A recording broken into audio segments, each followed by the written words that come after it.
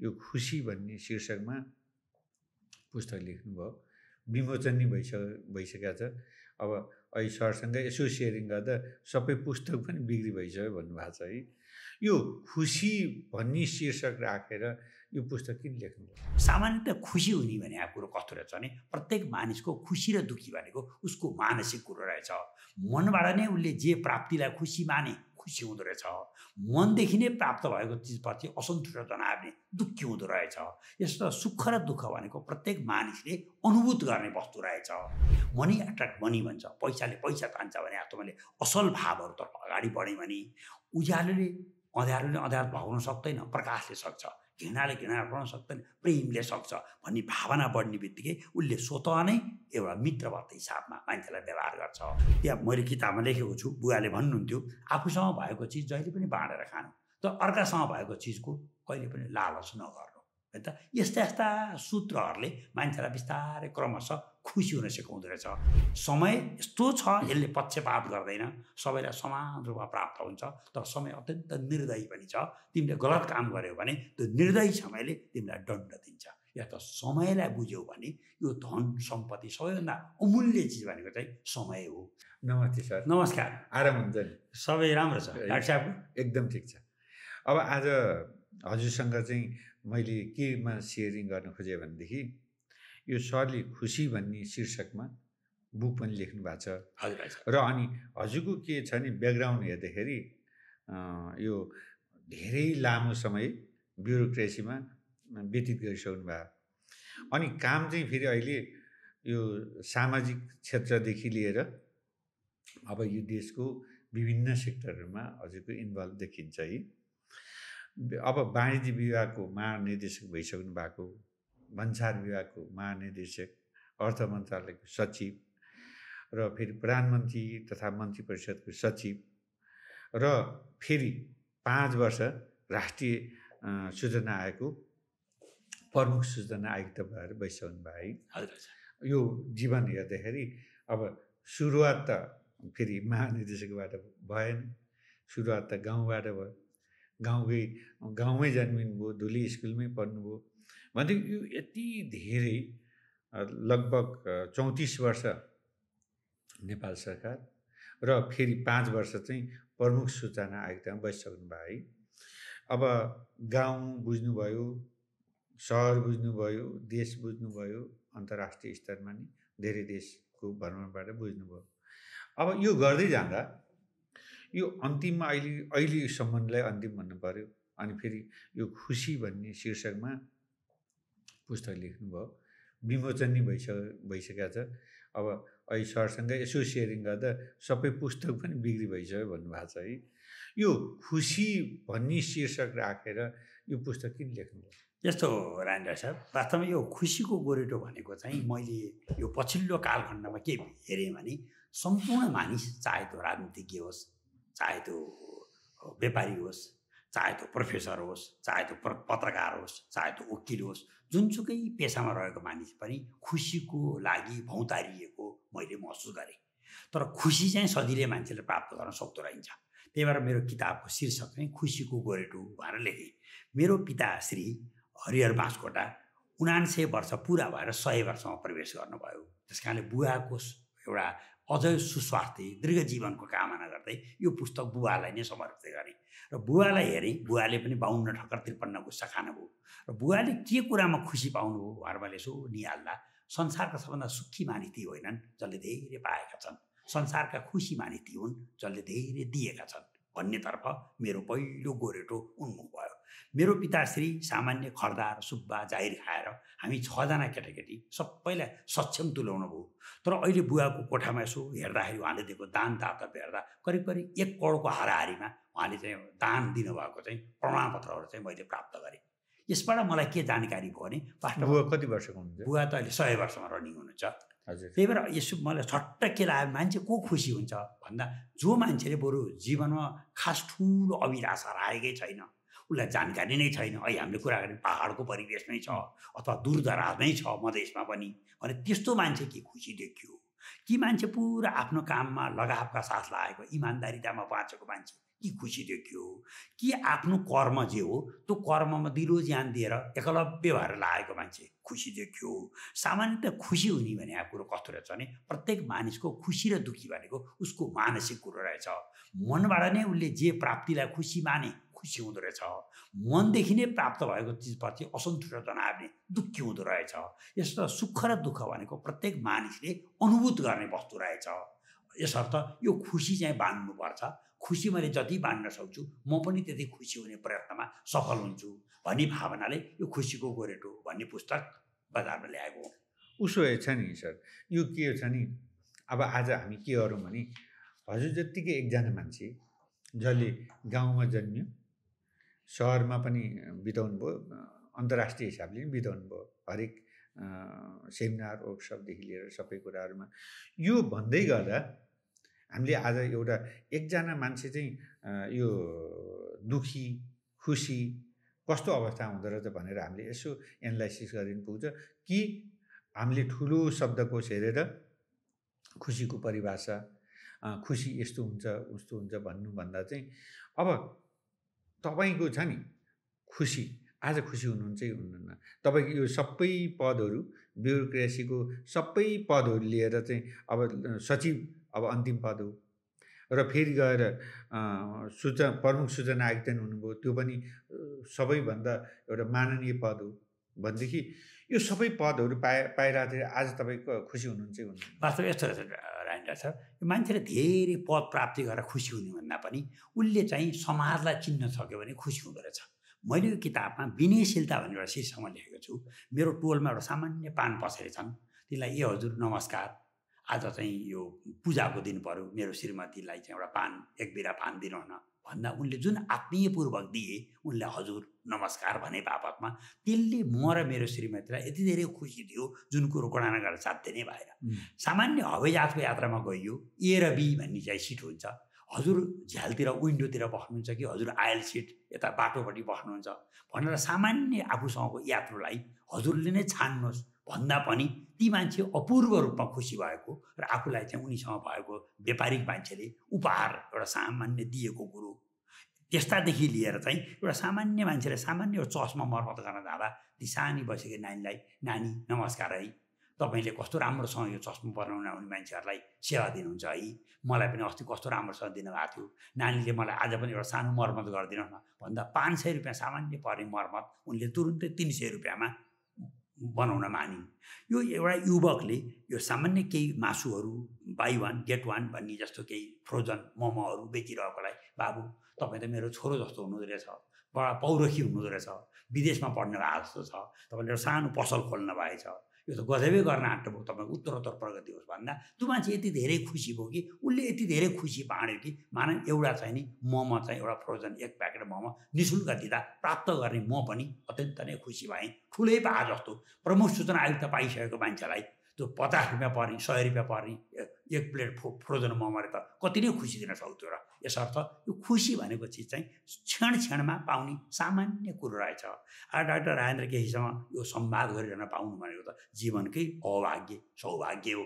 PhD एसोसिएसनको अध्यक्ष भइसक्नु भएको एउटा सोनाम धान्ने डाक्टर राजेन्द्र केसी भनेपछि सम्पूर्ण प्राज्ञिक क्षेत्रलाई चिनेको मान्छे यस्तोसँग आफूले लेखेको किताबको खुसीको गोरेटो बारेमा एउटा विज्ञापन जस्तो छलफल गर्न पाउनु भनेको त वास्तवमा यो त कुनै बेला मैले पुण्य गरेको रहेछु जीवनमा भने जस्तो लाग्ने भयो। यसर्थ हरेक मान्छेले असल काम गरेपछि त्यसले खुसीको अनुभूति दिँदो रहेछ। त्यही खुसी हुनको निमित्त नै यो पद्य लेखिएको होला जस्तो लाग्छ। उपकारी गुणी व्यक्ति निरञ्च निरन्तर फलले भरेको वृक्ष नझुकेको कहाँ छ र त्यही भित्र नै खुसी लुकेको पाएँ डाक्टर साहब। हो, यो कस्तो राम्रोसँग भन्नुभयो। अहिले लास्ट सेन्टेन्सलाई मैले भन्नुपर्दाखेरि यो जहाँ पनि फल भएको रुख जहाँ पनि झुकेकै देखिन्छ है, यो फेरि फल भएको रुखलाई झटारा हान्ने चलन छ नि। अब जस्तो जहाँ सुन्तला फल्या छ त्यहाँ ठाउँमा झटारा हान्छ, जहाँ सुन्तला फल्या छैन त्यो रुखमा कसैले झटारा हान्दैन हेर्नुहोस्। र त्यसले गर्दा चाहिँ अब यो लेखाइ र गराइ कस्तो छ नि प्रकृतिमा र यो फरक पनि मैले भेट्छु। हजुरको छ नि सबैभन्दा आजसम्मको जीवनको सबैभन्दा खुसी कहिले थियो? वास्तवमा यस्तो हो डाक्टर साहब, अहिले आज पनि अहिले भर्खरै मसँग भेट्दा पनि खुसी छ भन्नुभयो, खुसी भई भन्नुभयो होइन। त्यसले गर्दा चाहिँ यो के छ नि पटक पटक हरेक टाइममा खुसी त्यसले गर्दा चाहिँ हजुरको बुक मैले पढेको छु। सबै पढ्दाखेरि के हो भने अब यो जीवनमा भएका घटनाहरू र विभिन्न साहित्यकारहरूले लेखेका कुराहरू, फिलोसफरले लेखेका कुराहरूदेखि लिएर भोगेका, गरेका, पढेका, सुनेका धेरै कुराहरू लगभग 250 पेजको बुक रहेछ। त्यो पढ्दाखेरि मलाई 250 को मैले जम्मा 1 घन्टामा पढिसकेँ। हेर्नुहोस् है त्यो बुक, किनभनेदेखि यति सहिलो तरिकाले पढ्न सक्छ, जुन बुक स्क्यान गर्न सक्छ। एकदम राम्रो छ। पढ्न साथमा मोटिभेट हुन्छ, पढ्न साथमा आनन्द हुन्छ, पढ्न साथमा केही गरौँ जस्तो हुन्छ भनेपछि हरेक छ। त्यसले गर्दा मैले चाहिँ कहाँ भनेदेखि यो धेरै फिलोसफीका कुराहरू भन्दा पनि हजुरले नै भोगेकोमा जीवनमा यो पनि एउटा फिलोसफी हो। हजुरले हेर्दाखेरि एउटा किसानको छोरो यो लेभलसम्म आउनुभयो, पढ्नुभयो, अध्ययन गर्नुभयो, पद लिनुभयो, यो सबै लिँदाखेरि धेरै मान्छेसँग व्यवहार पनि गर्नुभयो, देशको प्रधानमन्त्रीहरूसँग व्यवहार गर्नुभयो, काम गर्नुभयो, मन्त्रीहरूसँग काम गर्नुभयो, सचिवहरूसँग काम गर्नुभयो, आफूभन्दा जुनियरसँग, सिनियरसँग, देशको मान्छे, विदेशको मान्छे सबैसँग आजसम्मको अनुभवले चाहिँ सबभन्दा खुसीको दिन चाहिँ के हो? अझ म यसलाई एउटा इक्जाम्पल दिन्छु। मेरो सबैभन्दा आजसम्मको जीवनको खुसीको दिन कहिले भनेदेखि म अमेरिकाबाट पिएचडी गरेर नेपाल फर्किँदाखेरि ल्यान्ड जति बेला म इन्डियासम्म आउँदाखेरि अब म नेपाल पुगेँ भन्ने लाग्यो। अनि भैरव अनुसार त ल्यान्डिङ प्रोसेस सुरु भयो। अनि त्यति बेला चाहिँ सबैभन्दा मलाई के खुसीको भयो भने अब म अमेरिका छोडेर नेपाल आएँ। अमेरिका छोडेर नेपाल आएँ भन्ने दिमागमा छिर्यो। म पिएचडी नगरिकन अमेरिका गएको थिएँ, पिएचडी गरेर आएको। मैले नेपालमा काम गर्ने एउटा खुसी, काम गर्ने खुसी, यो देशमै काम गर्नुपर्छ, यही देशमा अवसर छ भन्ने सबैभन्दा आजसम्म म जुन एज भएँ त्यो एजको सबैभन्दा बढी खुसी त्यो दिन भयो। हजुरको कुन दिन हो? डाक्टर साहब, वास्तवमा डाक्टर साहबको र मेरो करिब एकदम विन्यास मिल्न आयो जस्तो लाग्छ मलाई। म नायब सुब्बामा 2037 सालमा लोकसेवा आयोगको परीक्षा पास गरेँ। मैले 2037 सालमा लोकसेवा आयोगको परीक्षा पास गर्दा म जति खुसी भएँ, मेरो विचारमा म चाहिँ 65 सालमा सचिवमा पदोन्नति हुँदा त्यति धेरै खुसी चाहिँ भइनँ तुलनात्मक रूपमा। अर्थात् मान्छे सुब्बा हुँदा जति खुसी हुन्छ त्यो सचिव हुँदा त म त सबै 52 ठक्कर 53 घुसा खाँदै अब म सचिवमा बढुवा हुन्छु भन्नेमा पुगेको थिएँ। जब त सुब्बा त म पास हुने कुरोमा त अनिश्चित थियो, त्यो असाध्यै खुसी भएँ। मैले एसएलसी पास गरेको र एमए पास गरेको तुलना गर्दा एसएलसी पास गर्दा म जति खुसी थिएँ, एमए पास गर्दा त्यति खुसी भएको मलाई अनुभूति छैन। म राष्ट्रिय सूचनाको प्रमुख सूचना आयुक्त नियुक्ति हुँदा जति खुसी थिएँ, केही पनि दाग नलागिकन 5 वर्ष ठ्याक्क अवकाश भएको दिनमा अत्याधिक खुसी भएँ। म वास्तवमा जसरी एक प्रकारले सरकारी सेवामा प्रवेश गरेँ, सरकारी सेवाबाट अवकाश भएको दिन चाहिँ मलाई अत्यन्त खुसी लागेको छ। अहिले डाक्टर साहबले सुरुमा भन्नुभएको थियो त्यो उपकारी गुणी व्यक्ति निरञ्च निरन्तरमा, त मैले सम्झेअनुसार चाहिँ मैले किताबमा लेखेको पनि छु। एकपल्ट सात्तेकी बलराम र श्रीकृष्ण भगवान जङ्गल भ्रमणमा जाँदा एउटा भूत आइलाग्यो भनौँ न, एउटा कथित एउटा भूत, एउटा कल्पनाको कुरा हो।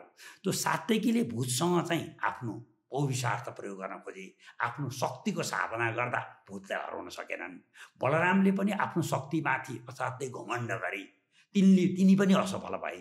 तर श्रीकृष्ण भगवानले चाहिँ त्यो भूतलाई त तिमी नै ठुलो मान्छे हौ, म त तिम्रो सम्मानमा सामान्य भुसुना जस्तो, म त कमिला जस्तो, म त झिँगा जस्तो भएर झिँगा जस्तो भएर सामान्य मान्छे हुने बित्तिकै त्यो भूतसँगको समस्या तुरुन्तै नै समाधान भयो।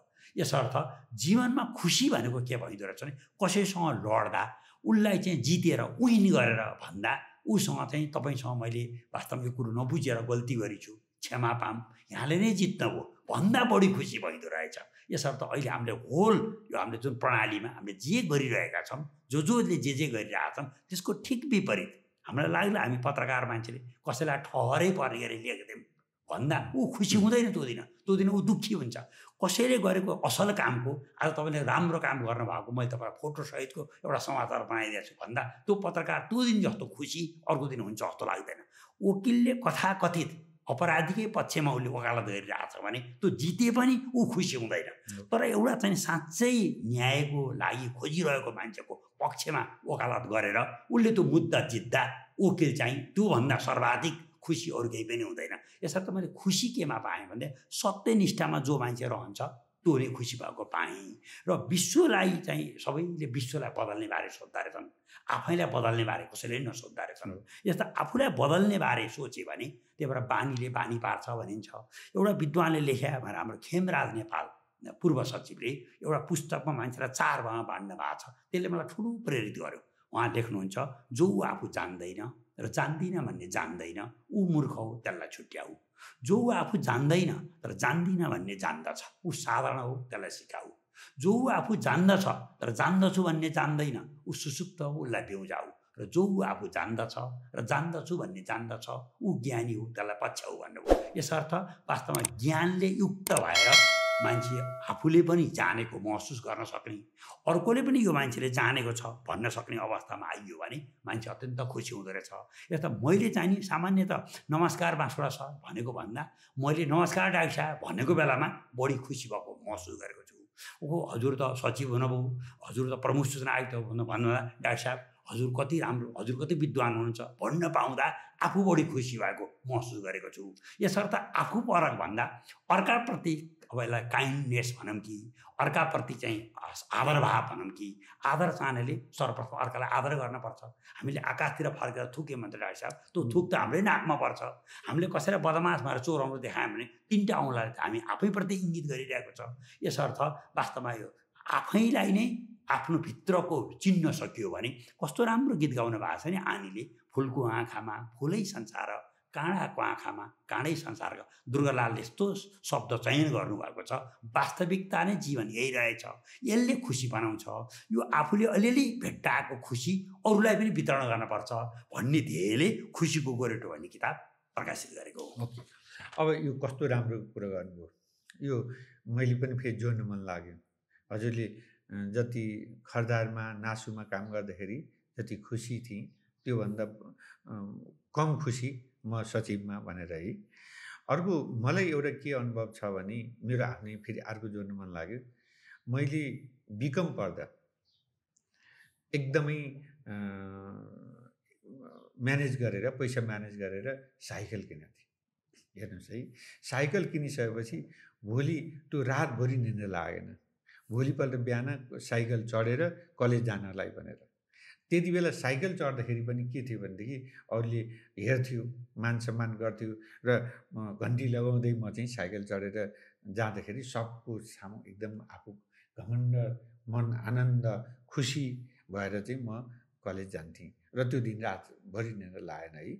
र अब पछिका दिनमा जब मैले कार किनेँ नि, फेरि कार किनेको अनुभव के छ भनेदेखि कार किन्दाखेरि त्यस्तो निन्द्रै नलाग्ने गरी खुसी भएन, पटक्कै खुसी भएन। र यो कार निड हो, मलाई आवश्यक छ, मैले किनेँ भनेर है। र अर्को कुरो मैले यहाँसँग के जोडेँ भनेदेखि खुसी हुँदा अब यो त के रहेछ नि, मान सम्मान पद पैसा उद्योग धन्दा कल कारखाना जे गरे तापनि मान्छे खुसी भएन भने त जीवन त बर्बाद हुँदो रहेछ। भने खुसी नहुँदा बर्बाद हुन्छ भने खुसी हुँदाका फाइदा के रहेछ तपाईँको? मूल कुरा यस्तो हो डाक्टर साहब, खुसी भएपछि मान्छेले समयलाई चिन्छ। समय भन्ने यस्तो बलवान छ, यो अत्यन्त गतिशील छ। समयको गतिसँग हिँड्न चाहिँ मान्छे खुसी भएपछि सक्छ। किन भन्दा ऊ परिवर्तन उन्मुख सोचतर्फ अगाडि बढ्छ र उसले के कुरा थाहा पाउँछ भने सबै सिन्दुर जलेका ढुङ्गाहरू देउता हुँदैनन्, सबै चाहिँ एउटा पहेँलो वस्त्र धारण गरेका अथवा चाहिँ केही माला लगाएका जप गरेका मान्छे धार्मिक हुँदैनन् भन्ने कुरा उसले बुझ्छ। र आफूलाई उसले के बुझ्छ भने मानव जीवन भनेको मोह भनेको पनि वासिङ मेसिनमा एउटा कपडा हाले जस्तै हो। कपडा चाहिँ वासिङ मेसिनमा हालेपछि पहिला पानी आउँछ, डिटर्जेन्ट पाउडर आउँछ, त्यसपछि त्यो कपडालाई मेसिनले निकै निचर्छ, पछार्छ, कुड्छ, पछि सुकिलो बनाउँछ, त्यसलाई फेरि ड्राई पनि गर्छ। फुत्त बाहिर निकाल्दाखेरि त मैलो कपडा सुकिलो भएर निस्किन्छ। मान्छेको जीवन भनेको पनि त्यस्तै हो। मैले पनि योग साधना गरेँ, आफू सकारात्मक हुने सोचतर्फ अगाडि बढेँ। मैले ह्याबिट्स कम फ्रम ह्याबिट्स भन्छ, बानीले बानी पार्छ भनेर असल बानी गर्दै गरेँ। मनी एट्र्याक्ट मनी भन्छ, पैसाले पैसा तान्छ भने जस्तो मैले असल भावहरूतर्फ अगाडि बढेँ भने उज्यालोले अँध्यारो भगाउन सक्दैन, प्रकाशले सक्छ। घृणाले घृणा गर्न सक्दैन, प्रेमले सक्छ भन्ने भावना बढ्ने बित्तिकै उसले स्वतः नै एउटा मित्रवत हिसाबमा मान्छेलाई व्यवहार गर्छ। मित्रताको विषयमा मैले किताबमा लेखेको छु। वास्तवमा यो असल मित्रहरू भनेको पुस माघमा जसरी त्यो हिउँहरू जमिरहेको पग्लेर जाँदैनन्, त्यसै गरी एकट्ठा भइरहँदो रहेछन्। तर खराब मित्रहरू भनेको जसरी चैत वैशाखमा फुल्दै हिउँ पग्लिन्छ त्यसै गरी पग्लेर जाँदो रहेछन्। यसर्थ असल मानिसले मित्रता चिन्छ र किताबमा मैले प्रष्ट पारेको छु, गुण र दोष युक्त मान्छे हुन्छ, मान्छेमा गुण पनि हुन्छ दोष पनि हुन्छ, तर अधिक गुण भएको न्यून अवगुण भएको मानिस सङ्गत गर्न योग्य हुन्छ। यदि अधिकतम दोष छ न्यून मात्रै गुण छ भने त्यस्तो मानिसको सङ्गत गर्नु हुँदैन भनेर साथीको परिभाषा लेखेको छु। अब्दुल जे कलामले भन्नुभएको छ, वास्तवमा एकजना साथी झन्डै 1000 आफन्तभन्दा पनि शक्तिशाली हुन्छ।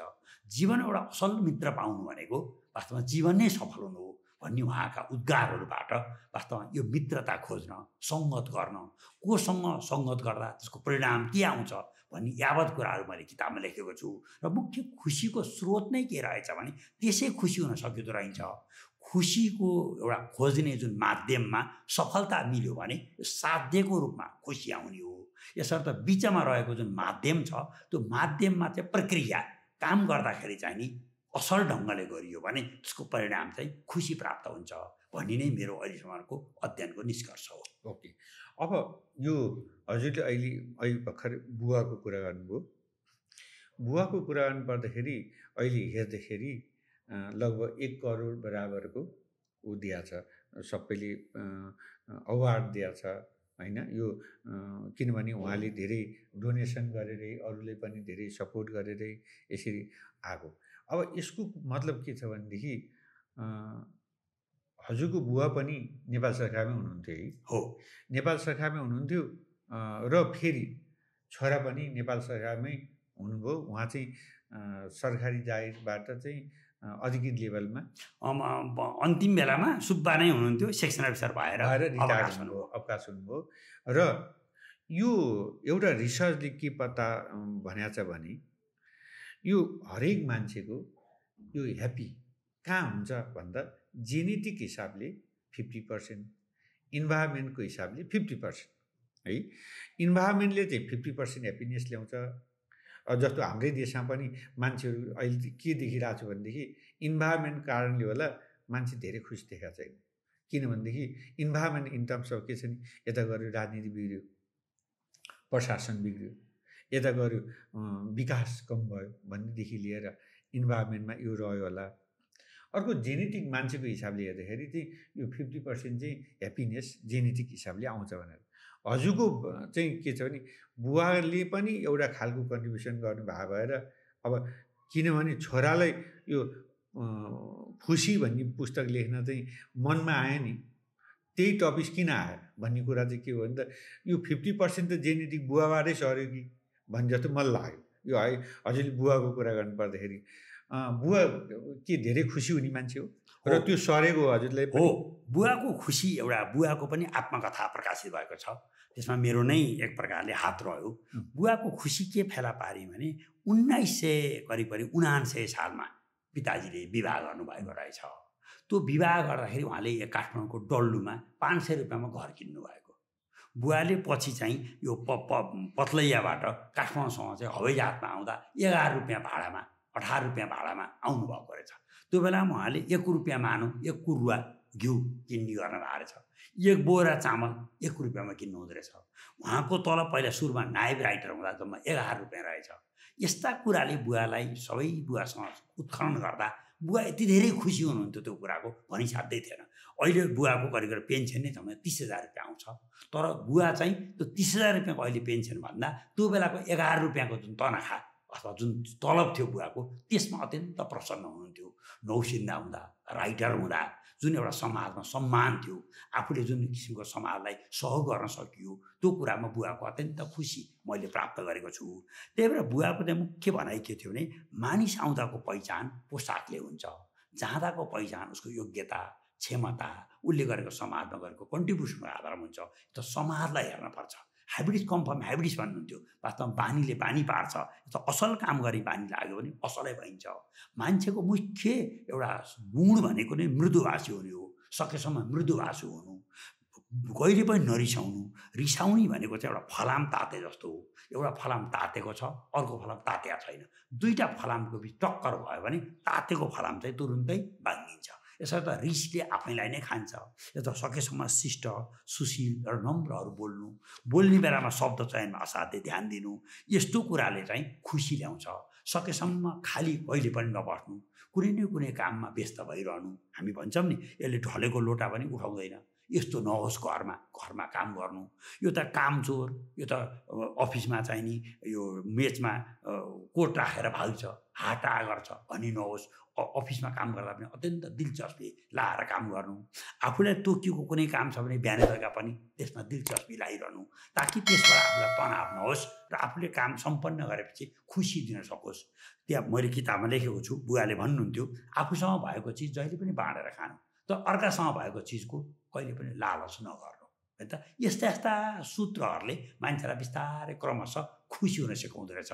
बाटोमा 500 रुपियाँको नोट खसेको देख्यो भने त्यो नोट टिपेर तुरुन्तै कराएर, यहाँ 500 को नोट खस्यो, कसको हो, तपाईँहरूको हो कि भनेर अगाडि गएका बटुवालाई कराइदियो र साँच्चै बटुवाको खसेको रहेछ भने त साह्रै उसले धन्यवाद दिएर तपाईँले आज नभनिदियो भए मेरो 500 रुपियाँ नोट हराउँथ्यो भन्दा त्यो बेलामा प्राप्त हुने खुसी चाहिँ त्यो 500 रुपियाँ प्राप्त गर्दाको खुसी भन्दा अर्काको पाएको 500 रुपियाँ दिँदा चाहिँ मान्छे बढी खुसी हुँदो रहेछ।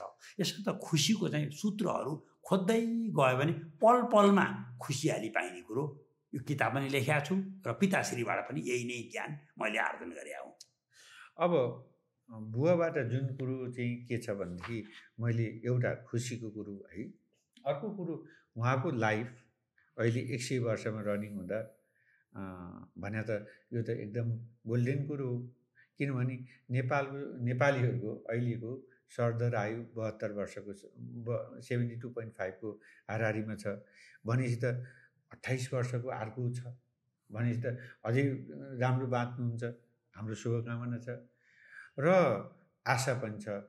फेरि उहाँ यो लामो आयु हुनुमा एउटा खुसीको पनि जीवनभर बाँच्दाखेरि टेन्सन नलिकन, आनन्द लिकन र अब सबैलाई सपोर्ट गरेर जुन खालको आनन्द हुन्छ नि, त्यो आनन्दको पनि एउटा पार्ट होला।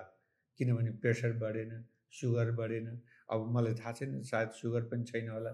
यो अहिले त 35, 36, 30 वर्षको मान्छेले सुगर, प्रेसर यो सबै आइसकेको छ। र फेरि हरेक कुराको के छ भने साइन्सले पनि र यो उसले विचारले नि के बोल्छ भनेदेखि कुनै पनि कुरोको ह्याबिट गर्नु पर्यो भने 21 दिन लाग्छ। 21 दिन चाहिँ राम्रोसँग रेगुलरली एक्सर्साइज गर्यो भने जे कुरो पनि त्यो ह्याबिटमा परिणत हुन्छ भन्छ। र मैले जोड्न खोजेको कुरो चाहिँ के हो भने यो ह्याबिट र ह्याप्पिनेस यो के छ भने यो दुईटैको एउटा कनेक्सन हुनुपर्छ। र अब मैले त्यो बुकमा त्यो चाहिँ मैले पढे पनि छैन, फेला पनि पारेको छैन। फेरि छिटो थोरै समय पढ्दाखेरि त्यो सबै फेला नपार्न नै सक्छ। यो ह्याबिट र ह्याप्पिनेसको चाहिँ कनेक्सन, को रिलेसन अब कहाँनिर हुन्छ र कहाँनिर यदि हुँदैन भने नि यो ह्याबिटलाई त ह्याप्पिनेसमा त ल्याउनु पर्छ। यो कसरी कनेक्सन गर्न सक्छ र यसमा सरको चाहिँ बुकमा यसलाई कसरी प्रस्तुत गर्नु? वास्तवमा डाक्टर राजेन्द्र केसीले असाध्यै राम्रोसँग छ, असाध्यै गहनताका साथ यो प्रश्न सोध्नु भएको छ। ह्याबिट र ह्याप्पिनेस त्यहाँ मैले एक ठाउँमा लेखेको छु, कसैको लोकमा छैन केही नासो समुन्नति, अरूको के कुरा हेर सन्ध्यामा सूर्यको गति। यसो जुन कालमयमा भन्ने चिज लेख्यो, आयो टप्प टिप्यो मृत्यु पुग्यो, टारै र टर्दैन त्यो, इन्द्रै बिन्ती गरून् झुकेर पदमा, त्यो बिन्ती मान्दैन त्यो। वास्तवमा हरेक मान्छेमा एउटा वैराग्य भाव आयो भने मैले जीवनका 4वटा रहस्यहरू, 4वटा अनमोल रत्नहरू यो पुस्तकमा लेखेको छु। 4वटा अनमोल रत्नमा पहिलो अनमोल रत्न भनेको कसैले आफ्नो विरुद्धमा अहित गरेछ भने पनि त्यसलाई माफी दिन सकियो भने जीवनको एउटा अनमोल रत्न जितिन्छ। कसैले आफूले गुण लगाइएको थियो, उसले अवगुणै आफूलाई फर्काएछ भने पनि त्यसलाई नि विचार गरिएन भने जीवनको दोस्रो रत्न जितिन्छ। आफ्नो सामर्थ्यमा, आफ्नो मेहनतमा कसैले विश्वास गर्छ भने जीवनको तेस्रो रत्न जितिन्छ। र आफूमा वैराग्य भाव समयमै आयो, म सधैँ यो हर्ताकर्ता एकदम शक्ति शरीरमा पुरा शक्तिशाली भइरहन्न, म पदमा सधैँ रहिरहन्न, मेरो सदैव इतिश्री भइरहँदैन, एक दिन म पनि सामान्य मान्छेमा रूपान्तरित हुन्छु, म पनि यो जागिरमा छु भने अवकाशी हुन्छु, पेसामा छु भने पनि एक दिन पेसाबाट पनि अवकाशी हुन्छु भन्ने भावना जसमा छ त्यसले समयमै जीवनको एउटा रत्न जित्छ। यी चारवटा रत्न जित्नुपर्छ भन्ने कुरा मैले यो किताबमा लेखेको छु। त्यही भएर मैले चाहिँ सारा नेपालभरिका म अवकाशित भएको हुनाले अवकाशित साथीहरूलाई पनि के सल्लाह दिएको छु भने जाहिर खाउन्जेल त मन्त्रीको विरुद्ध नि बोल्न पाइएन, नेताको विरुद्ध नि बोल्न पाइएन, समाजको विरुद्ध नि बोल्न पाइएन। अब बल्ल अवकाशित भई अब मुखमा आएको जति बोल्छु, मन पर्या ती लेख्छु भन्ने यस्तो भावना, द्वेष भावना नलिउँ। त्यही बेलामा जे भन्न सकियो भनियो, जे गर्न सकियो गरियो। अब त अवकाशित भइसक्यो, अब त सबैसँग प्रेम गर्यो। हामी रिसाइरहन्छौँ, कुन उमेरसँग रिसाउँछौँ? चाहे सरकारले अन्ठाउनु गर्छ त सेवाबाट नै अवकाश गर्छ, त्यो रिसाउने उमेर नै सकिसकेको छ भन्दा अवकाशी जीवनमा चाहिँ यस्तो गर्नु हुँदैन भन्ने कुरा पनि मैले यो किताबमा सबै साथीहरूलाई भनेको छु। त्यही भएर महात्मा गान्धीले भनेको एउटा भनाइ मलाई असाध्यै मन पर्यो। प्रत्येक मानिसका दुईवटा आँखा छन्, जे कुरालाई पनि दुईपटक हेर, राम्रोसँग एनालाइसिस गर। दुईवटा कान छ, दुईपटक सुन, त्यसको विश्लेषण गर। एउटा मुख छ, एकपटक मात्रै बोल, धेरै नबोल। वास्तवमा तिमीले विचार गर, तिमीले वास्तवमा मौन रहनु पनि एउटा ठुलो हतियार प्रयोग गर्नु भन्ने कुरा नबिर्स। बोल्न बुद्धि भए पुग्छ, तर मौन रहन बुद्धि र विवेक दुवै चाहिन्छ। लिसनिङ क्यापासिटी भनेको बोल्नुभन्दा अत्यन्त ठुलो शक्तिशाली चिज हो भन्ने कुरा भयो भने बल्ल हामी खुसी भइन्छ। यसर्थ हामीले कहिले पनि असफलताको बारेमा चिन्ता गर्नु हुँदैन, बरु आफूले प्रयास नगर्दा छुट्ने अवसरहरूको बारेमा हामी सबै चिन्तित भयौँ भने। र मैले किताबमा प्रश्न लेखेको छु, खुसी हुने बानी भएपछि राजेन्द्र डाक्टर साहब दुःख हुन बिर्सिन्छ। ज्ञानी भएपछि चाहेर पनि अज्ञानी बन्न सकिन। डाक्टर राजेन्द्र केसी कसरी अज्ञानी बन्न सक्नु होला? ज्ञानीमा रूपान्तरित भइसक्नुभयो, अब त्यो कुरो सम्भव छैन। यसर्थ हामीले जीवनमा मुख्य कुरो थाहा पाउनु पर्ने चिज भनेको नै एउटा भगवान् गौतम बुद्धले एकपल्ट बाटोमा हिँडिरहनु भएको थियो, प्यासी हुनुभयो। एउटा सानो 12-13 वर्षकी नानीले यिनीहरूबाट पानी तानिरहेको रहेछन्। बुद्धले याचना गर्नुभयो, नानी तिमी कति राम्रो रहेछौ, यिनीहरूको पवित्र पानी तानिरहेको छौ। म बाटोमा हिँड्दा हिँड्दा थकित भएँ, नानी मलाई 1 अन्जुली पानी पिउन देऊ न भनेर अन्जुली थाप्नुभयो। ती नानीले पानी यसो बुद्धलाई दिँदै थिइन्। उनले रोकिएर भनिन्, महाशय हजुर को मान्छे हुनुहुन्छ मैले चिनिनँ, म त दलितकी छोरी हुँ, मैले छोको पानी हजुरले पिउनुहुन्छ कि पिउनुहुन्न, यो मैले सजग गराइदिनु मेरो कर्तव्य हो भनेर ती सानो 12-13 वर्षको नानीले त्यस्तो कुरो भनेपछि बुद्धले भन्नुभयो, नानी तिमी सानी उमेरकी छौ, तिमी स्वतः पवित्र छौ, यो पानी हो जुन छ त्यो अत्यन्त पवित्र छ। म प्यासी भएर पानी मागेको हो नानी, मैले तिम्रो जात थर धर्म सोधेको होइन भने ती बच्चीले पानी खान दिइन्। भगवान् गौतम बुद्धले पानी पिउनु भयो र प्यास मेटाउनु भयो। वास्तवमा त्यो बच्ची कति खुसी भइन् होला, भगवान् गौतम बुद्ध पानीको प्यास मेटाएर कति खुसी हुनु होला। वास्तवमा खुसीको क्षण त पल पलमा छ। मुख्य आफ्नो हृदयमा एउटा छुट्टै पहिचान बनाएपछि यो के भनौँ एउटा स्वार्थबाट बाहिर निस्केपछि मान्छे स्वतः खुसी हुन्छ भन्ने कुराको विश्लेषण यो किताबमा गर्ने जमर्को गरेको छु। ओके, अब यो हो भने छन् सर, कस्तो राम्रोसँग यो खुसी एउटा आध्यात्मिकदेखि लिएर अहिले भौतिक हिसाबले सबै यो भन्दै हुन्छ। अनि मलाई एउटा फेरि अर्को खुसी चाहिँ छ नि, 3टा टाइपको खुसी मलाई लाग्छ। एउटा फिजिकल, अनि अर्को इमोसनल, एउटा शरीरबाट आउनु पर्यो, एउटा कहिलेकाहीँ इमोसनल पनि हुन्छ, अनि कहिले चाहिँ मेन्टल मनबाट पनि हुन्छ। भनेपछि यो 3टा टाइपको खुसीलाई हामीले हेर्ने हो भने खुसी 3टै तरिकाले एकैचोटि आउनु पर्यो वा पाट भएर आउँछ। कहिले फिजिकल्ली आउँछ, कहिले मनबाटै आउँछ, कहिले इमोसनल भएर आउँछ। जस्तो केही पनि नभए मान्छेलाई ल तपाईँ त यो हुनुभयो अरे, इमोसनल भयो। त्यही भएर के भन्छन् भनेदेखि यसो ड्राइभिङ गर्ने बेला नि धेरै खुसी भएर नि ड्राइभिङ नगर्नु, धेरै दुखी भएलाई नगर्नु भन्छ। अब इमोसनल भयो, त्यसले गर्दा यो 3टा टाइप हो भने एउटा इन्टरकनेक्सन हुन्छ वा एउटा मात्रै नै हुनसक्छ। हजुरको यसमा के भनाइ छ? वास्तवमा यस्तो रहेछ, यो हामीले खुसीको लागि धेरै कुरा चाहिँ मैले विभिन्न कोणबाट हेर्दाखेरि डाक्टर साहबले कुरो ठिकै हो, हरेक किसिमले मान्छे खुसी हुनसक्छ। तर अहिले चाहिँ हाम्रो समस्या, मैले अलिकति किताबमा कहाँनिर किताबको नाम चाहिँ खुसीको गोरेटो लेखेँ, तर के कारणले मान्छे दुःखी भइरहेछ भन्ने कुरा त केही मैले फेसबुकमा पोस्ट भएका चिजहरूलाई पनि सहायता लिएर खोजेँ। एउटा फेसबुकमा मैले के पाएँ भने रिस एकान्त रिस दुना गाली, रिस त्यहाँ घमण्ड, रिस चौका हानाहान, रिस पञ्चे रक्तपात, रिस छक्का मुद्दा, रिस सातमा चौकी, रिस आठमा अदालत, रिस नौमा जेल, रिस दसमा पछुतो। वास्तवमा अन्त्यमा एन्डमा आएर रिजल्ट के हुँदो रहेछ भने त्यो रिसले मान्छेलाई पछुतोमा पुर्याइदिँदो रहेछ र मान्छे दुःखी हुँदो रहेछ। त्यही भएर अहिले यसो विभिन्न ठाउँको मैले खोज्दै जाँदा हाम्रो चाहिँ मानसिक रूपमा होस् अथवा अन्य किसिमले होस् त्यो मान्छे खुसी हुनलाई केही कुरामा विचार गर्न पर्दो रहेछ।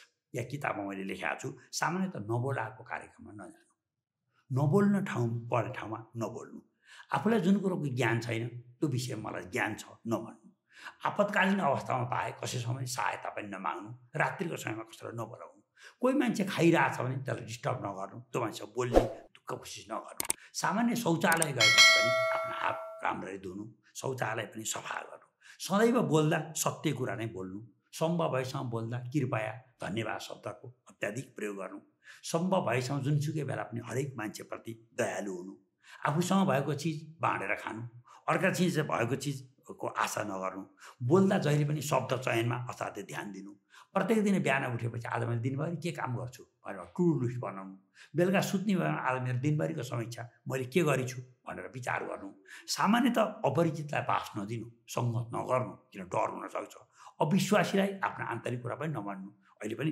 पुलिसहरूले पनि भन्छन् जथाभावी चाहिँ आफ्नो चाहिँ यो नम्बरहरू नदिनु, वास्तवमा स्वार्थीलाई माया नदिनु त्यसले पनि दुःखी भइन्छ, आफन्तलाई धन नदिनु उसले फर्काउँदैन त्यसपछि झैझगडा हुन्छ, बैगुनीलाई गुण नदिनु किनभने त्यसले बैगुन फर्काउँछ त्यसले पनि आफूलाई दुःखी बनाउँछ, कपटीलाई भावना नदिनु, मूर्खलाई उपदेश नदिनु, साथीलाई ऋण नदिनु, घमण्डीलाई साथ नदिनु भनेर लेखेको छु। र यो खण्ड मैले अन्त्यमा के भनेको छु भने लिनै चाहन्छौ कसैले भने आफूभन्दा जान्ने मान्छेसँग आशीर्वाद र ज्ञान लिनु, मार्नै चाहन्छौ भने प्रत्येक मान्छेले आफैभित्रको खराब इच्छालाई मार्नु, गर्नै चाहन्छौ भने सकेसम्म सधैँ बेला दुःखीको सेवा गर्नु, बोल्नै चाहन्छौ भने जुनसुकै बेला पनि सत्य बोल्ने कोसिस गर्नु, देख्नै चाहन्छौ भने आफूभित्र रहेकै अवगुणहरू देख्ने कोसिस गर्नु, सुन्नै चाहन्छौ भने सदैव गरिबको पुकार सुन्नु, केही खानै चाहन्छौ भने आफ्नै रिसलाई खानु, चिन्नै चाहन्छौ भने सत्यलाई चिन्नु, हिँड्नै चाहन्छौ भने सेवाको मार्गमा हिँड्नु, उठ्नै चाहन्छौ भने आफ्नै मनभित्रको सङ्कीर्णताबाट माथि उठ्नु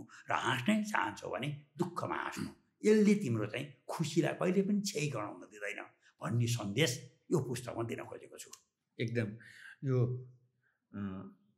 सुन्दाखेरि अत्यन्तै राम्रो, मान्छेहरूलाई एउटा इम्पावर गर्ने र साँच्चै प्र्याक्टिसमै आएर लेखेको बुक जस्तो चाहिँ फिल हुन्छ मलाई पनि।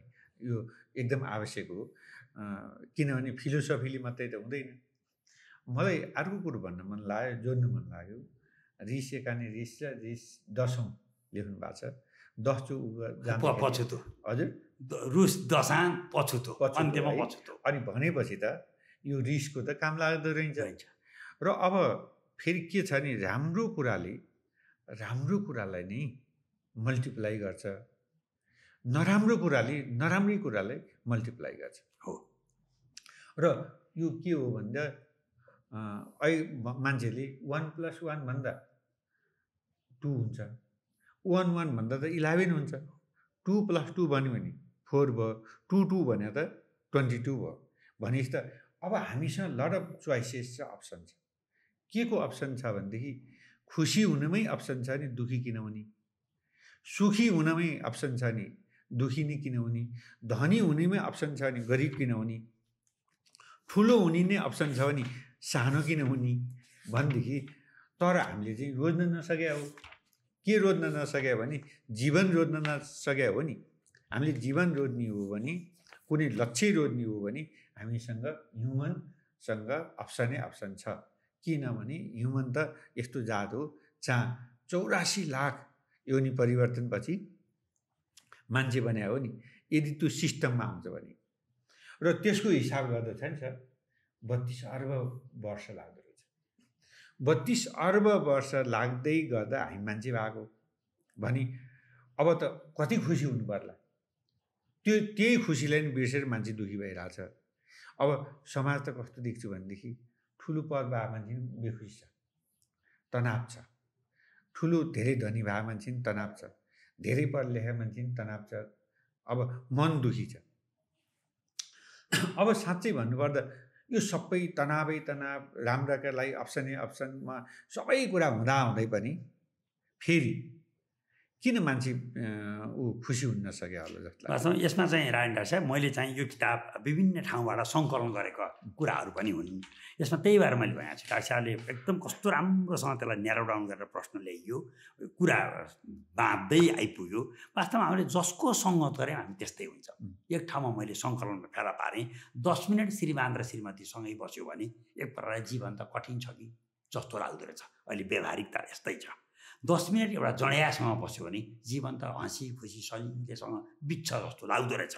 10 मिनट कोही साधु सन्तसँग बस्यो भने यो धन सम्पत्ति किन चाहियो र, सबै दान दातव्य गरेर छोडिदिउँ, आफू फुक्का पार भएन जस्तो लाग्दो रहेछ। 10 मिनट कुनै नेतासँग बस्यो भने आफूले अहिलेसम्म गरेको अनुभव हासिल गरेको काम त केही पनि नगरेको जस्तो निराश भइँदो रहेछ। 10 मिनट लाइफ जीवन बिमाको एजेन्टसँग बस्यो भने त मान्छे बाँच्नुभन्दा मर्दा पो फाइदा हुँदो रहेछ, मरेपछि पो बल्ल त्यसको प्रिमियम आउँदो रहेछ भन्ने थाहा हुँदो रहेछ। कुनै एउटा व्यापारीसँग 10 मिनट बस्यो भने आफूसँग भएको धन सम्पत्ति त पैसै नभएको जस्तो लाग्दो रहेछ। 10 मिनट कुनै वैज्ञानिकसँग बस्यो भने आफू जस्तो मूर्ख, आफू जस्तो सृजनशील नभएको मान्छे अल्छी त कोही पनि होइन जस्तो लाग्दो रहेछ। तर 10 मिनट एउटा किसानसँग मजदुरसँग बस्यो भने पनि म त परिश्रम बिना नै खाँदो रहेछु जस्तो लाग्छ। यसै गरी 10 मिनट एउटा असल शिक्षकसँग बस्यो भने फेरि क्याम्पस जाउँ, स्कुल जाउँ, पढौँ जस्तो लाग्दो रहेछ। एकजना असल मित्रसँग 10 मिनट बस्यो भने जीवन धेरै बाँचौँ जस्तो लाग्दो रहेछ। वास्तवमा 10 मिनट मसाना घरमा बस्यौँ भने त घर नफर्क्यौँ जस्तो लाग्दो रहेछ। यसर्थ यो अहिले यो वातावरणले हामीलाई के असर पार्दो रहेछ भने जुन वातावरणमा हामी प्रवेश गर्छौँ हामी त्यही नै प्रवेश गर्छौँ। त्यही भएर यो किताबमा मैले लेखेको छु, अर्काको गल्तीबाट सिक, आफै गल्ती गरेर सिक्न तिम्रो आयु लामो छैन। जम्मा 72 वर्ष जतिको करिब औसत आयु भएको नेपालीले वास्तवमा आफैले त्यसको परिणाम भोगेर खुसी हुन सकिँदैन। यसर्थ हामी खुसी हुनको निमित्त हामीले विभिन्न कुराको सहारा लिनुपर्छ भनेर यो हाड बिनाको जिब्रोलाई जथाभावी नचलाऊ भन्ने चीनको महान दार्शनिक कन्फ्युसियसले भन्नुभएको कुरा मैले धेरै ठाउँमा उल्लेख गरेको छु। र अन्त्यमा मैले यसको समराइज कसरी गरिरहेको छु भने जहाँ बुद्धिमान हुन्छन् तहाँ संवाद हुन्छ, जहाँ मूर्ख हुन्छन् तहाँ विवाद हुन्छ। यसर्थ मूर्ख्याइले विवादले हामीलाई दुःखी बनाउँछ। वास्तवमा संवादले कुराकानीले र एक प्रकारले समस्याको समाधानतर्फ उन्मुख हुँदा हामीलाई खुसी बनाउँछ। यसर्थ त्यो खुसीको गोरेटोतर्फ जानुपर्छ भन्ने नै मेरो किताबको प्रेरणा हो। यसमा मलाई अलिकति थप्नु मन लाग्यो हजुरले भन्नुभएको र केही एकदम समष्टिगतमा एकदम राम्रो छ। जोसँग जसै सङ्गत गर्यो त्यही फल पाउँछ। हामीले जे सिड रोप्छौँ नि त्यही उत्पादन हुने हो, अर्को पाउँदैनौँ। धान रोपेको ठाउँमा मकै पाउँदैन, मकै रोपेको ठाउँमा धान पाउँदैन, कागती रोपेको ठाउँमा हामीले सुन्तलाको आश गर्ने नै हुन्न। त्यसले यो कस्तो छ चाहिँ हामीले ग्रेटफुल हुन, आफू राम्रो हुनको लागि प्र्याक्टिस गर्नुपर्ने छ। र जस्तो के हुन्छ नि, कसै रेगुलर एक्सर्साइज गर्छ, एक्सर्साइजमा नि आनन्द आउँछ नि, नगर्नेलाई त्यो आनन्द आउँदैन। र अर्को मेडिटेसन गर्दा चुप्पो लाएर बस्दा पनि ऊ खुसी हुन्छ, माइन्डफुलनेस हुन्छ नि, त्यो अन्त आउँदैन। त्यस्तै गरी फ्यामिलीसँग कनेक्सन भयो, त्यसमा नि खुसी हुन्छ। आज हजुरसँग म भेट्दाखेरि म खुसी भएको छु, किनभनेदेखि हजुरको फेस देख्दा खुसी लाग्छ। अब बेखुसी मान्छेसँग बस्दाखेरि त खुसी हुँदैन। र अनि अर्को राम्रोसँग सुत्यो त्यो पनि खुसी हो, आनन्दसँग मस्तसँग सुत्यो। दिनको नि आफ्नै मजा हुन्छ, रातको पनि आफ्नै मजा हुन्छ। सूर्य दिउँसो लाग्नुहुन्छ, राति त लाग्दैन, राति त जुन लाग्छ नि, जुनको बेला जुनकै आनन्द, घामको बेला घामकै आनन्द लिन्थ्यो हो नि। र होइन घामको बेला जुनको बेला आनन्द लिन्छु भनेर त हामीले सक्दैनौँ। त्यस्तै गरी राम्रो खाना खाँदा पनि आनन्दै हुन्छ, खुसी नै हुन्छ। हामीले कुनै नयाँ साथीहरूसँग भेट्दा, सपोर्ट लिँदा अथवा सेयरिङ गर्दा यो सबै कुरो खुसी नै हुन्छ है। अब रह्यो यो सबै कुरो खुसीकै अवसरहरू टन्नै छ हामीसँग, खुसीकै लागि भने अवसर टन्नै छ। अनि फेरि मान्छे बेखुसी किन हुने त? त्यसको निमित्त डाक्टर साहब मेरो किताबमा मैले 3टा निष्कर्ष निकालेको छु। मान्छे बेखुसी 3टा कारणले भयो। नेपालीले 3टा कुरो अच्चाकाली गरे यसलाई रोक भनेको छु। पुरुषहरूले अच्चाकाली मदिरा सेवन गरे, खुसीको निमित्त मदिरा सेवन गर्ने भए त्यही मदिरा सेवनले चाहिँ उसलाई विभिन्न रोग लागेर आफ्नो मान प्रतिष्ठा इज्जत सबै गुमाएर अथवा फोटो बाहिर भाइरल भएर त्यही जाँड खाइरहेको फोटो चाहिँ फेसबुकमा आएर मान्छे दुःखी भयो। त्यसमा रक्सी खानामा अच्चाकाली नगर भनेर विशेष गरी पुरुषलाई सजग गराएको छु। महिलाहरूले अच्चाकाली खर्च गरे त्यसले गर्दा दुःखी भए। त्यो अच्चाकाली खर्च गर्दा देखासिकी गर्दा छोराछोरीको बिहामा पनि घरवासै सिद्धिने भयो, ऋणमा डुबिने भइयो होइन त। आफ्नो श्रीमान अथवा को होला अब पनि अलि प्रतिशतात्मक समाज छ हाम्रो भनेपछि अथवा श्रीमानसँग दुवै जागिरे भए पनि दुवै ऋणमा पर्ने भए अत्याधिक देखासिकीले हामीलाई चाहिँ अच्चाकाली फजुल खर्च गर्यो, त्यसले मान्छे दुःखी भयो। र तेस्रो कुरो चाहिँ महिला र पुरुष दुवैलाई भनेको छु अच्चाकाली मोबाइलको प्रयोग गरे। यति धेरै मोबाइल चलाउन थाले मान्छेलाई उस्तै पऱ्यो भने यो फेसबुक भनौँ अथवा चाहिँ नि यो अरू किसिमका जे कुरा हेर्न परिन्छ टिकटक लगायतका कुराहरू झन्डै मान्छे 4 घन्टाभन्दा बढी नै मोबाइलमा झुन्डिन्छ भने त त्यसलाई थोरै मानसिक रोग भएकै इङ्गित पनि गर्न थालिसके मनोविज्ञानवेत्ताले। यस्तो अच्चाकाली गर्नु हुँदैन भनेको छु। त्यही भएर यो अच्चाकालीबाट बाहिर निस्केर के गर्नु पर्यो, नकारात्मक ऊर्जा प्रयोग गर्नु भएन, सकारात्मक ऊर्जा प्रयोग गर्नु पर्यो। सकारात्मक सोचले सधैँ हामीलाई खुसी हुन सिकाउँछ। यस्ता उपदेशहरू सुन्ने मान्छेलाई तितो जस्तो लाग्न नि सक्छ, तर औषधि तितो नै हुन्छ, तर त्यसको परिणाम चाहिँ पछि राम्रो निस्किन्छ। यसर्थ एउटा भनाइ छ, कोही मान्छेहरू जसुकै बुढो बुढी भए पनि आफ्नो अनुहारको सुन्दरता हराउँदैनन् रे, किन उनीहरूले आफ्नो अनुहारको सुन्दरता हृदयमा सार्छन् रे। उनीहरू सदैव मृदुभाषी हुन्छन्, त्यो सुन्दरै देखिन्छन्। यता सुन्दरता भनेको यथार्थ ज्ञान हो, यो बुद्धिमत्ता हो, यो विवेक हो, चेतना हो। यसलाई चाहिँ हामीले सदैव हाम्रो साथमा राखिरहनु पर्छ। र मुख्य कुरो समयलाई चिन्यो भने मान्छे खुसी हुन्छ। समय यति बलियो छ, हामी कसैलाई पर्खिरहेछौँ भने समय अत्यन्त धीमा गतिमा हिँडे जस्तो लाग्छ। हामी कुनै शोकमा छौँ भने समय अत्यन्त निर्दयी लाग्छ। हामीलाई शारीरिक रूपमा पीडा भइरहेछ भने समय कहिले पनि नसकेको जस्तो लाग्छ। त्यही भएर त भनिन्छ नि समय आउँछ फर्कँदैन, बया खोलो फर्कँदैन। यो लर्ड चेस्टरफिल्ड भन्नुहुन्छ, तिमीलाई म मिनेटको ख्याल गर्न उपदेश दिन्छु, घन्टाको ख्याल त ऊ आफैले गर्छ भन्नुभएको छ। अर्का विद्वान कस्तो राम्रोसँग भन्नुहुन्छ भने बेन्जामिन फ्रेङ्कलिन, तिमी ढिलो गर्न सक्छौ तर समयले ढिलो गर्दैन।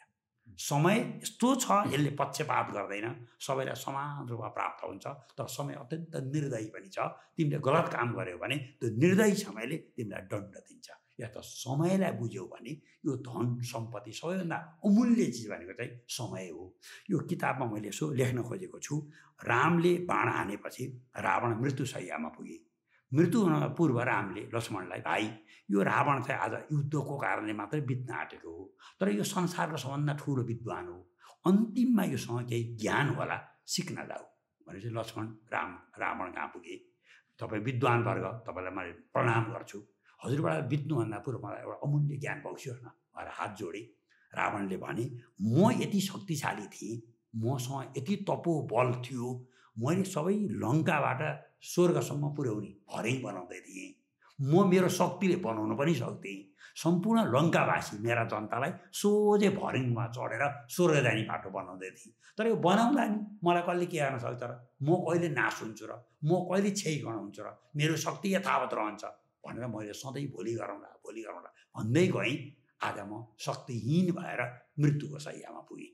यसर्थ लक्ष्मण, जीवनमा जुन बेला शक्ति हुन्छ अथवा जुन बेला आफूले चाहिँ समाजलाई सेवा गर्ने ठाउँमा पुगिन्छ, त्यो बेलामा सेवा गरियो भने त्यो चाहिँ भोलिको लागि शक्ति सञ्चयको रूपमा आउँछ।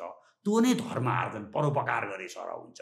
यस्तो त हरेक मान्छेलाई जुन अवसर प्राप्त हुन्छ, त्यो अवसर छोपेर आम जनताको हितमा त्यो समयलाई प्रयोग गर्न सकियो भने मान्छे बाँचुन्जेल खुसी हुन्छ भन्ने नै रहस्य यो किताबमा खुलाउन खोजेको छु। ओके, यो धेरै कुरा मध्येमा मैले अलि लास्टमा भनेको अति महत्त्वपूर्ण कुरोलाई फेरि मैले अलिकति बयान गरी, समय व्यवस्थापन, टाइम म्यानेजमेन्ट है। टाइम म्यानेजमेन्ट भनेको यस्तो चिज हो, कुनै पनि मान्छे समयमै जन्मिन्छ, समयमै मर्छ, त्यो कुरो कसैले टार्न सक्दैन। र समय भने नि के रहेछ भने सारा संसारहरूको मान्छेलाई 365 दिन सबैलाई हुन्छ, 30 दिन महिनाको 30 दिन सबैलाई हुन्छ, 7 दिन हप्ताको 7 दिन सबैलाई हुन्छ, 24 घन्टा सबैलाई हुँदो रहेछ। र कसैले पनि 23 घन्टा छैन, कसैले पनि 25 घन्टा पनि छैन। अनि कसैले संसार लिड गरिरहेछ, कसैले ठुलो वैज्ञानिक बनेर काम गरिरहेछ, कसैले पेट पाल्न नि गाह्रो भएको छ। र अब मैले एउटा स्टडी गरेको थिएँ के रहेछ भने यो समय व्यवस्थापन कुरामा एकजना मान्छे 100 वर्ष बाँच्छ भने हाम्रो देशमा हजुरकै बुवाको कुरो टक्कै मैले मिल्यो कुरो 100 वर्ष बाँच्दाखेरि चाहिँ सबै बिदा गराउँदा लगभग 56 दिन एक हप्तामा वर्षको शनिबार हुँदो रहेछ अरू सबै बिदा गराउँदाखेरि एकजना मान्छेले एकदम राम्रो काम गर्ने मान्छेलाई 8 घन्टा हो नि 8 घन्टा काम गर्ने मान्छेलाई ऊ सबभन्दा राम्रो मान्छ 8 घन्टा सुतेर बिताउँछ 8 घन्टा गफ गरेर बिताउँछ 16 घन्टा 8 घन्टा काम गरेर बिताउँछ भनेदेखि त्यस्तो मान्छेले 85 दिन काम गर्दो रहेछ वर्षमा र त्यो सबै हिसाब गर्दाखेरि 100 वर्ष बाँच्ने मान्छेले 10.5 वर्ष काम गर्दो रहेछ एक्टिभ काम भनेपछि अरू 89.5 इयर्स अरू बित्दो रहेछ हेर्नुहोस् है भनेपछि त समय त बलवान हुन्छ यही समयले गर्दाखेरि यो के हो भने अनि फेरि मान्छे ह्याप्पिनेस कुरा मैले कहाँनिर जोडेँ भनेदेखि अनि सबै खोज्दो रहेछ उसले ऊ पदमा भयो यो पद सधैँभरि खोज्दो रहेछ हामीले नेपालको राजनीतिक दलहरूले हेऱ्यौँ भने नि हामीले अब यो पुराना पार्टीहरूले हेऱ्यौँ भनेदेखि नि 80 वर्षसम्म नै प्रधानमन्त्री हुने 80 वर्षसम्म पार्टी सभापति हुनेदेखि लिएर अनि अरू फेरि पोलिटिकल एपोइन्टमेन्ट हुने मान्छेहरूले पनि त्यस्तै खोज्दो रहेछ अनि फेरि हाम्रो देशमा युवाहरू हाम्रो देशमा खुसी नभएर अरू देशमा जाँदो रहेछ अरू देशमा पनि फेरि फर्किने चान्सै भएन यहाँ फर्केर आउँदा लाज हुने भयो त्यसले गर्दा कुनै पनि ठाउँमा जाँदा मान्छे यस्तो पदै पाए पनि खुसी नहुने अर्को कुरो शिक्षा अब कति चाहिने त यसो हेर्दा संसारले हेर्दा त शिक्षा त 10 क्लाससम्म पास गरेपछि अनि आफ्नो भोकेसनल एजुकेसन लिएर काम चलाउने शिक्षा आफ्नो काम जान्ने शिक्षा लिने हो सिप सिक्ने शिक्षा लिने हो अब फेरि यहाँ हाम्रै देशले हेर्दाखेरि मास्टर यो ब्याचलर गर्छ मास्टर्स गर्छ पिएचडी गर्छ पोस्टडक गर्छ स्टिल फेरि खुसी छैन र त्यो पिएचडी गरिसकेपछि के भने हुन्छ भनेदेखि अब म पोस्टडक गर्छु किन भन्दा अब पढ्न पुगेको छैन फेरि त्यो पढिसक्यो के काम त भने मैले पढे जस्तो कुरै छैन नेपालमा पाएकै छैन मैले के काम गर्ने भनेको छ यो सबै बेखुसी अनि यो मलाई अन्त्यमा के लाग्यो भने यो बेखुसी भने चाहिँ मान्छे बेखुसी खुसी हुनुको सट्टा अप्सन हुनुको सट्टा बेखुसी हुनु भने चाहिँ यो काम क्रोध लोभ मोह मद यस्ता कुरामा मान्छे बढी तल्लीन हुनु त होइन त्यसो होइन डाक्टर साहब एकदम सत्य कुरा नै डाक्टर साहबले बताइसक्नु भएको छ मेरो किताबमा के लेखेको छु यो सन्दर्भमा भने वास्तवमा नजिकबाट हेरेपछि अथवा सङ्गत गरेपछि व्यवहार गरेपछि मात्रै कुनै पनि कुरा चिनिने हो टाढाबाट हेर्दा त चन्द्रमा पनि राष्ट्रमै निकालेको एउटा 5 रुपियाँको सिक्का जस्तो देखिन्छ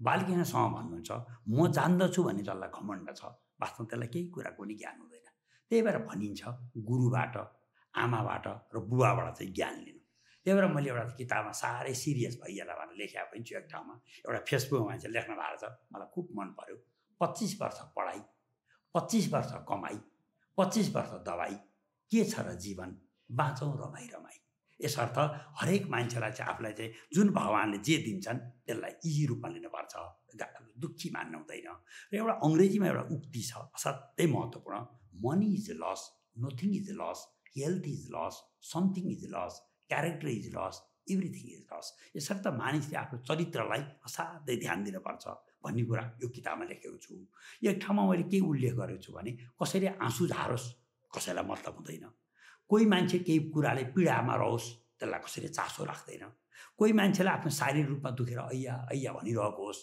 त्यसको खाँचो कसैले लिँदैन तर त्यो मान्छेले सानो गल्ती गर्यो भने तुरुन्तै मान्छेले नोटिस गर्छ यसर्थ आफ्नो जीवनमा जेसुकै काम गर्दा पनि कसरी गल्तीहीन किसिमले काम गर्न सकिन्छ भएर अगाडि बढ्नुपर्छ र जिन्दगीमा अगाडि बढ्नु भने त जिन्दगीको सबभन्दा ठुलो हतियार भनेकै साहस हो वास्तवमा मान्छेले साहस गर्यो भने जस्तोसुकै गल्तीमा पनि पार गर्न सक्छ भन्ने कुरा मैले हरेक ठाउँ लेखेको छु र मान्छेसँगको सङ्घर्षमा मेरो एउटा चाहिँ यो पुस्तकमा लेखिएको कुरो चाहिँ साँपले डस्न आयो भने त्यसको दाँतमा बिख हुन्छ त्यसलाई मर्मत गरियो भने साँपको दाँत बिखबाट बचिन्छ झिँगाले साह्रै दुःख दियो भने त शिरमा बिख हुन्छ, शिर छेदन गरिदियो भने त्यसबाट बचिन्छ। बिच्छीले डख्न आयो भने त पुच्छरमा बिख हुन्छ, पुच्छर भाँचिदियो भने त्यसको बिखबाट बचिन्छ। तर मान्छे चाहिँ यस्तो बदमास जात छ, त्यसले चाहिँ यसो महिला पुरुष भए आँखा झिम्क्याएर पनि पीडा पुर्याउँछ।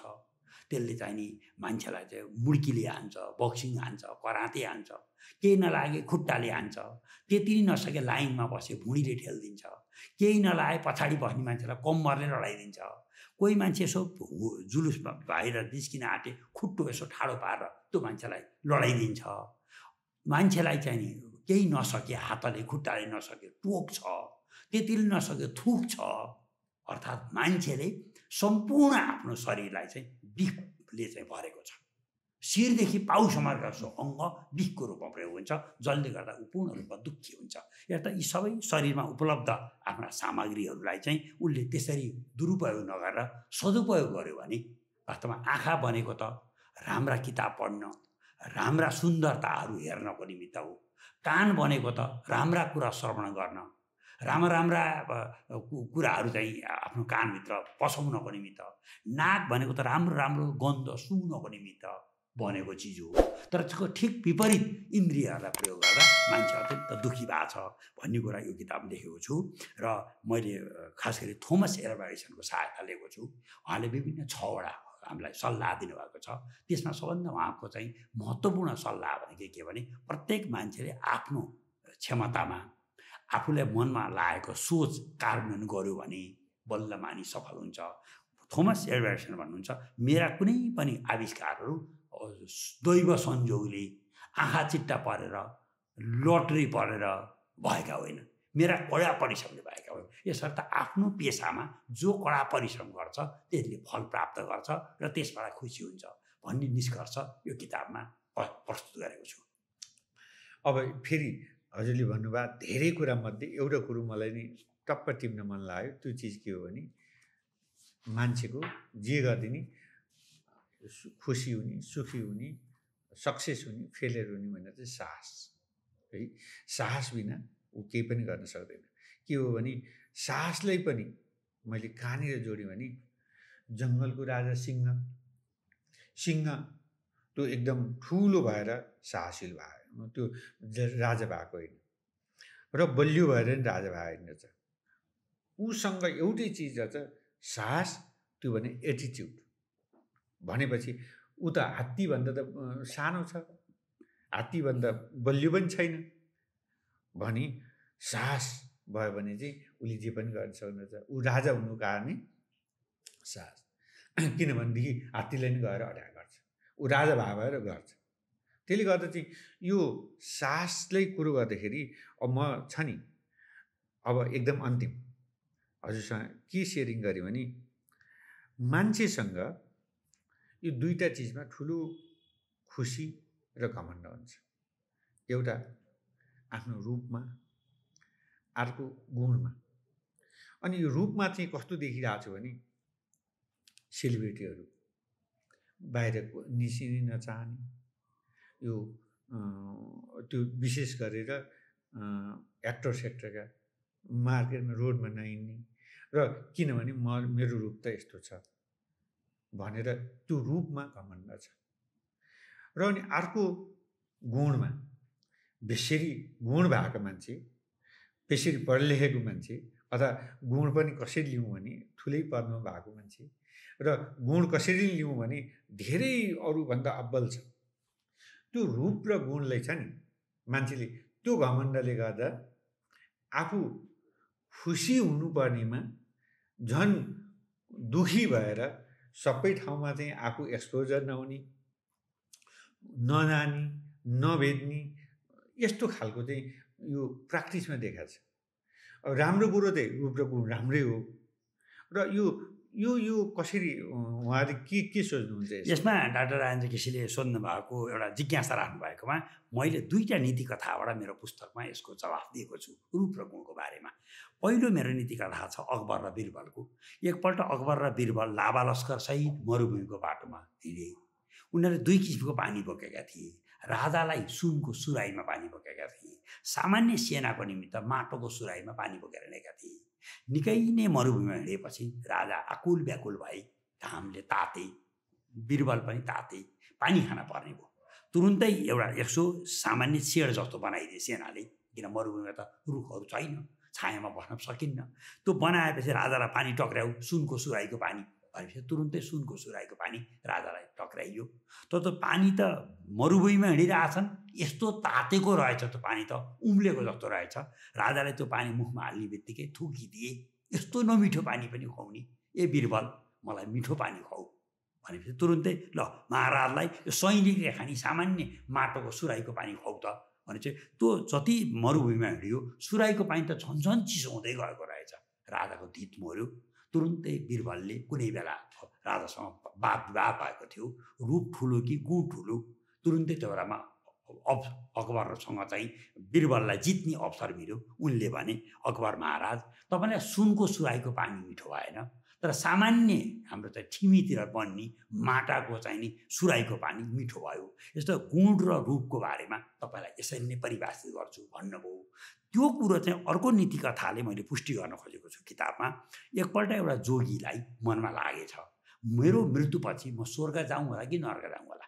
उसले भ्रम सुनिआएर छ, नर्कमा चाहिँ नि अलि विभिन्न यसो खैनी चोड पनि खान पाइन्छ, यसो मदिरा सेवन पनि गर्न पाइन्छ, नाचगान पनि हुन्छ भन्ने बुझिआएर छ। कतै नर्क पो ठिक हो कि?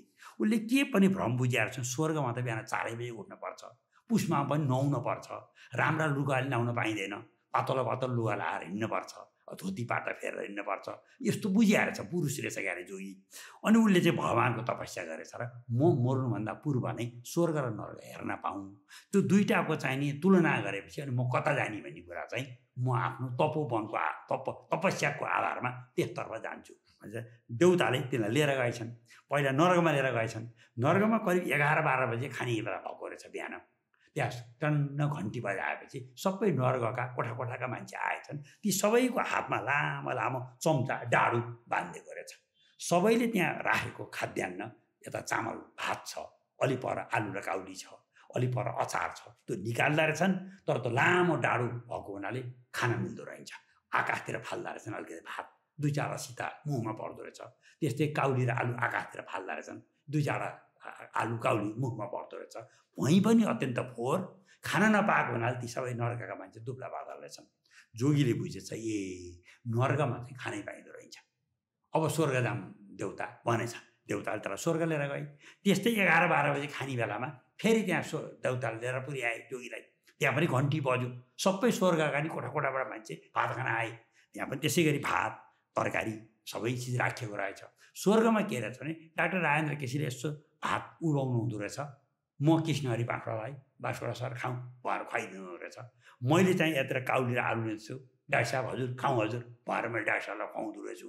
यसर्थ फोहोर पनि रहन्छ, दुवैजना हृष्टपुष्ट पनि रहेछन्।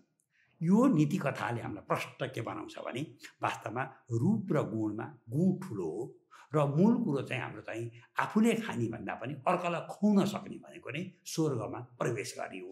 यसले नै हामीलाई खुसी बनाउँछ भन्ने निचोडको रूपमा किताब प्रस्तुत भएको छ। एकदम। अब छ नि, म पनि लगभग 1 घन्टा हामी छलफल गऱ्यौँ। निचोड हजुरले भन्नुभयो, म पनि निचोडमै पुगेँ है।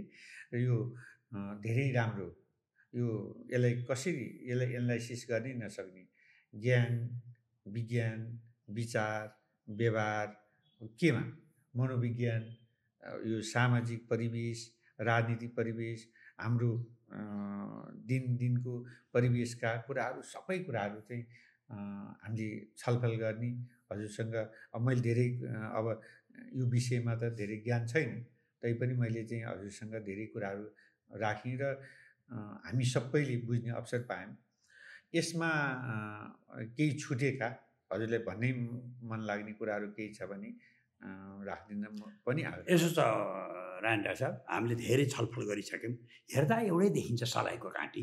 एउटा सलाइको काँटीले अँध्यारो कोठामा दियो बालेर कोठालाई नै झलमल्ल उज्यालो बनाइदिन्छ, तर अर्को सलाइको काँटीले वनमा डन्डा लगाएर वनलाई नै सखा बनाइदिन्छ। यसर्थ सलाइको काँटी कसरी प्रयोग हुने भन्ने कुरा अत्यन्त महत्त्वपूर्ण कुरा छ। एउटा आमाले साना 2टा सुगाका बच्चा जन्माउनु भएको रहेछ। एउटा ब्यादाले बजारमा लगेर बेच्दैछ, एउटा सुगाको बच्चा खराब मान्छेले किन्यो, एउटा असल मान्छेले किन्यो। असल मान्छेको ले किनेको सुगाले असलै कुरा सुन्यो, खराब मान्छेले किनेको खराबै सुन्यो।